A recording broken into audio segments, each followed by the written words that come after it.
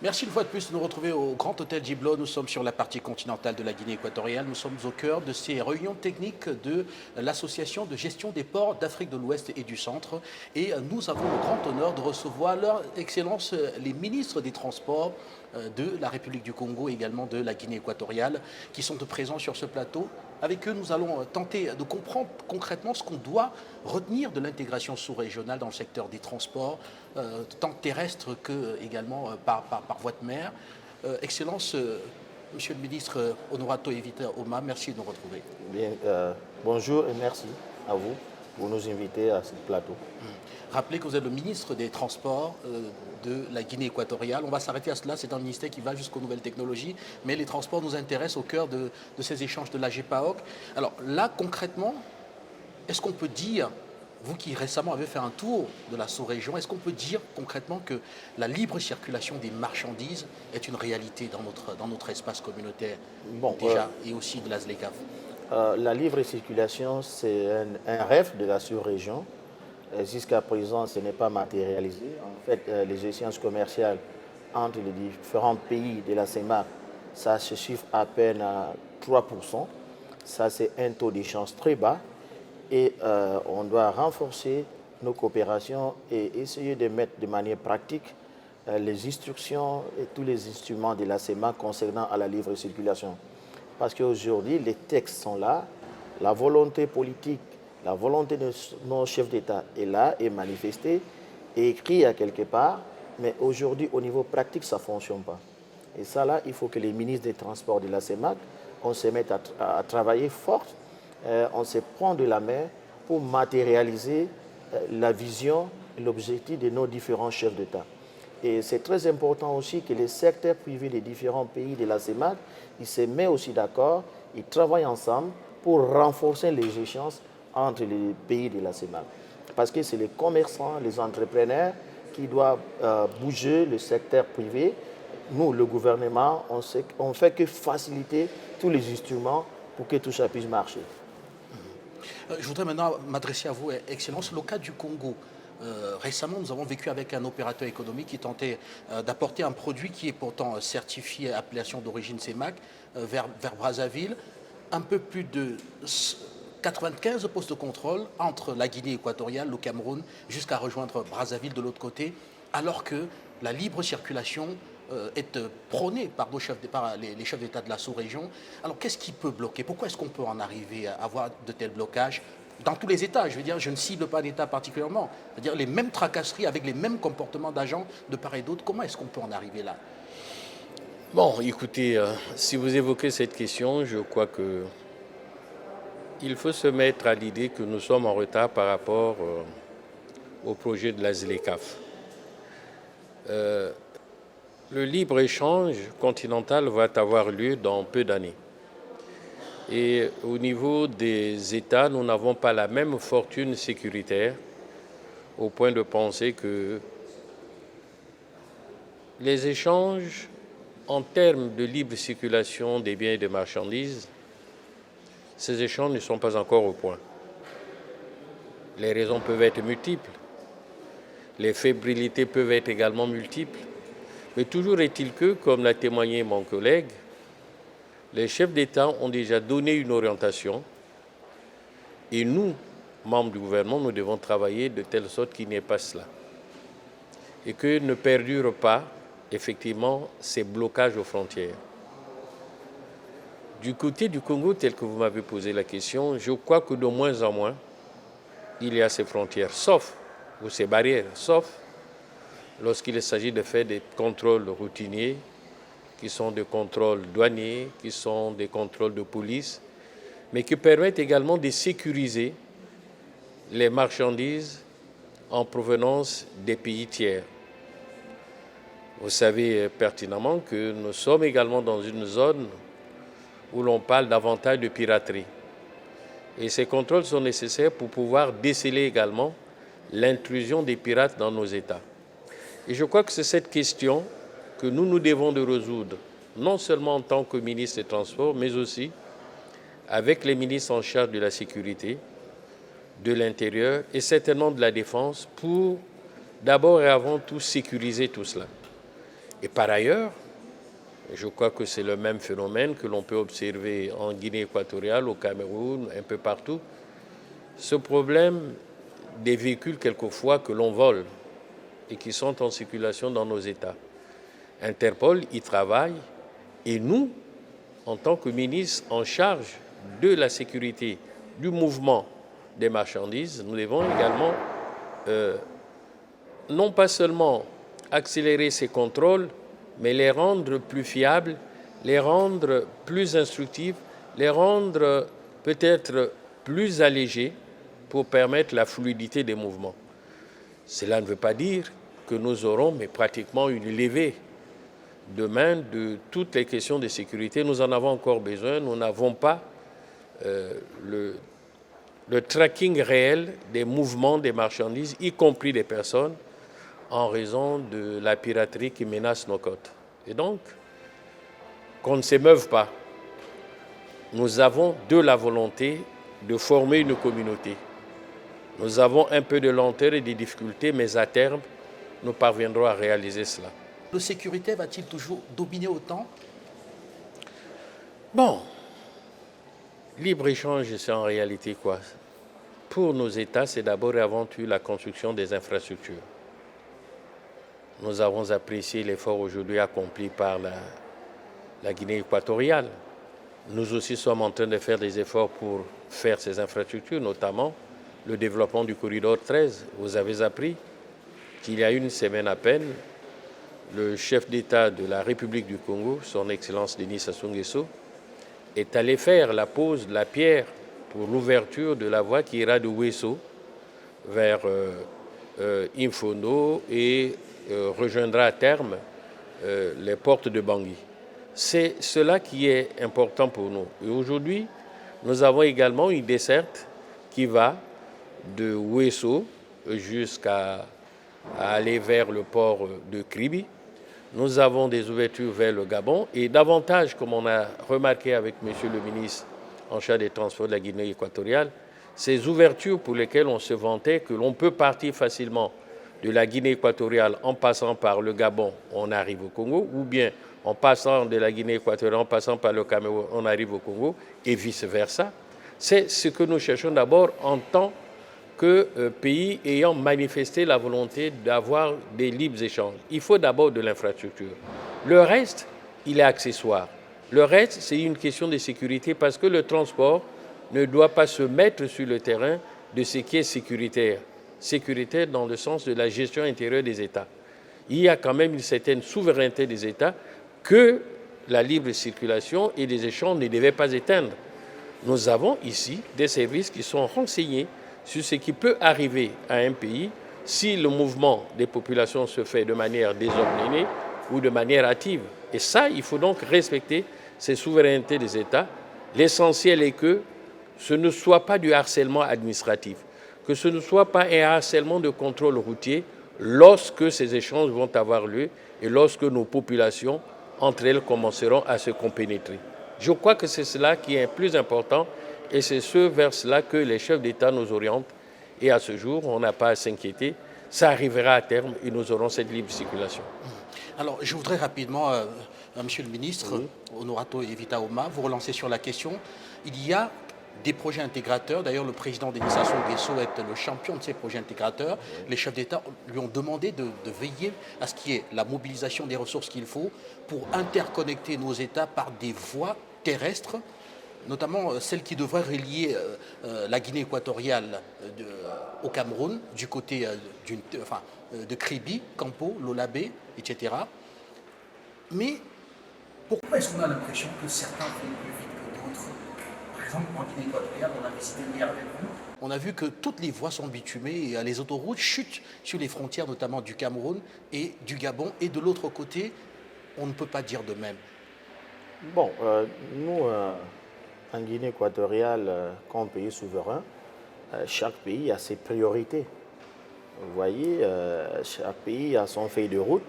Et peut-être notre feuille de route, on a priorisé d'abord bitumer toutes les routes.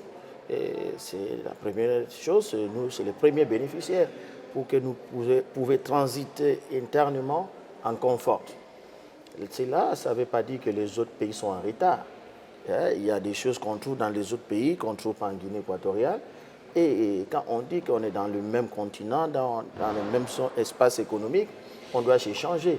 Nous aussi, on va sortir d'ici pour aller au Congo, au Tchad, au Centrafrique, apprendre qu'est-ce qu'ils ont fait là-bas de bien et que ça peut nous remporter quelque chose et vice-versa.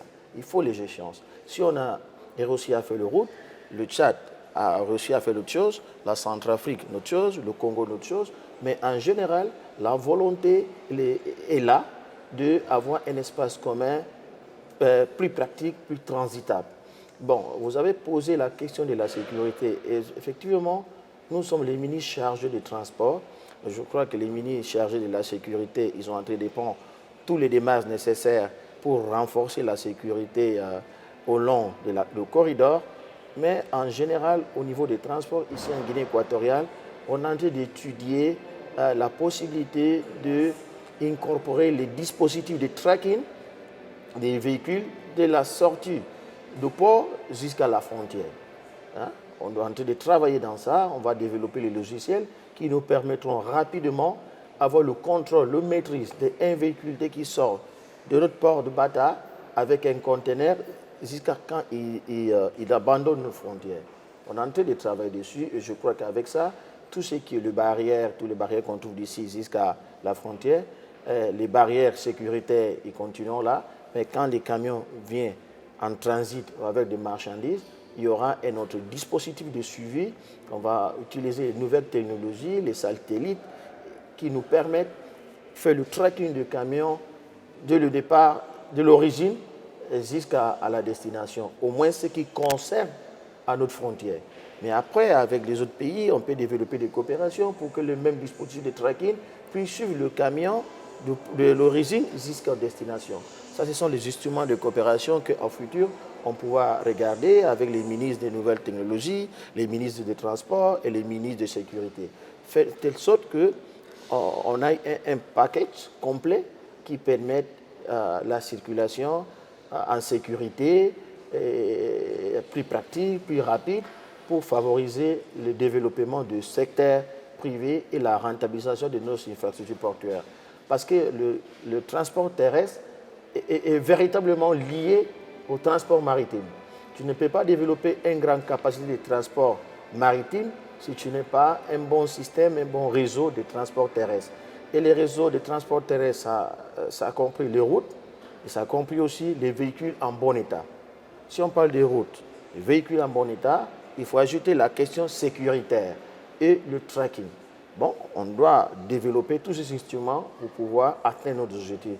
Raison pour laquelle on a mis en marche un instrument de coopération. Tu vois, mon frère, le ministre du Congo est là, la ministre du Tchad est aussi là, et on va profiter de ces rencontres pour échanger et voir quel rapport on peut donner à notre chef d'État pour effectivement mettre en marche les mécanismes qui permettent d'améliorer la libre circulation.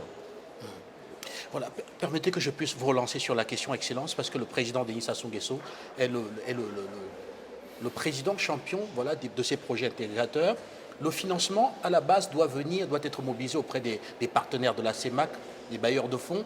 Mais vu, par exemple, le fait que certains États soient moins fortunés que d'autres, est-ce qu'on ne pourrait pas penser à un fonds routier sous-régional pour construire de part et d'autre les frontières? Parce que si on prend le cas du Congo, quand on arrive à Ouesso, c'est que dernièrement que le Cameroun a interconnecté, les difficultés sont aussi et là dans certains États. Alors est-ce qu'on ne pourrait pas créer un fonds routier de votre point de vue qui pourrait permettre d'agir de part et d'autre et lever ces mauvaises routes finalement qui bloquent la circulation des camions? Bon, mais écoutez, les fonds routiers existent dans des États. Parfaitement. Et puis, secondairement, les États, dans la majorité des cas, les États donc de la CEMAC, sont en coopération avec les institutions de Bretton Woods. Et vous savez bien que le bailleur de fonds principal, ce sont les institutions de Bretton Woods, tout au plus même dans l'édiction des règles. Il faut aller chercher des dettes à des taux concessionnels. Or, tous ceux qui prêtent leur argent ne sont pas dans le dispositif mental et réglementaire des institutions de Bretton Woods. Et nous sommes en train de bâtir pour l'instant ce que l'on appelle les corridors conventionnés. Et éventuellement, nous travaillons dans la création des institutions qui vont avoir la gestion du fret terrestre, maritime et aérien. Tout cela est en train d'être mis en place et la coopération entre des États, qui aujourd'hui se résume par des efforts personnels des États, mais aussi de l'accompagnement de la B2AC, ça il ne faut pas l'oublier, que pour beaucoup d'infrastructures dans notre État, dans le sens de la collaboration avec les autres États, la B2AC travaille énormément. C'est ce que nous avons fait dans la construction de la route qui va aller de Dolisie vers Ndéné en entrant au Gabon. C'est ce que nous allons faire dans ce que je vous ai dit, le prolongement du corridor 13 en allant vers Bangui, et ce que nous avons fait sur fonds propres aussi, lorsqu'il s'est agi de construire des voies pour aller au sud-est du Gabon, ensuite au Cameroun. C'est un effort considérable, mais l'on ne peut quand même pas estimer que tout cela se fera en un tour de main. La République du Guinée équatoriale, dont nous avons admiré les infrastructures, a fait des efforts jusqu'aux portes des autres États, qui peut-être, eux, traînent un peu le pas. Mais nous avons parfois tous... par manque de moyens, Excellence. Ben, je ne sais pas, je ne connais pas la fortune des États et je ne peux pas me permettre de faire ou que je demande à mon collègue ou à son gouvernement d'être bailleur de fonds de l'Afrique centrale. Ce serait difficile. Ils ont fait leur tâche et les autres États devaient également faire l'effort d'accomplir leur tâche, puisque nous avons un organe qui nous accompagne dans ce sens, la BDAC, y compris les prêts internationaux. Il y a un secteur pour lequel nous n'avons pas fait assez de développement, c'est l'implication du patrimoine privé ou des entreprises privées dans la construction des voies. Parce que dans beaucoup des États aussi, surtout en Europe, ce n'est pas forcément l'État qui crée la voie. Un particulier peut construire une voie et la soumettre au péage, quitte à récupérer les investissements engagés pour la construction de cette voie. Nous n'avons pas encore atteint ce niveau où les investisseurs locaux ou peut-être internationaux s'intéressent à cela. Peut-être qu'ils mesurent aujourd'hui la faiblesse des échanges, c'est 3%. 3% pour amortir un investissement, il faut bien l'État. Les particuliers sont très très frileux, ils sont très hésitants. Et il faut arriver aussi à faire que nous puissions produire davantage, que nos ports servent de lieu d'attraction pour que débarquent davantage de marchandises et que se créent partout des ports d'éclatement, notamment, ce que nous avons dit, les ports terrestres qu'il faudra construire ici et là pour désengorger les ports d'accueil initiaux en milieu marin. C'est un effort à faire et je crois que lorsque vous avez l'ambition de le faire, le plus important, c'est asseoir cette ambition, c'est assouvir cette ambition.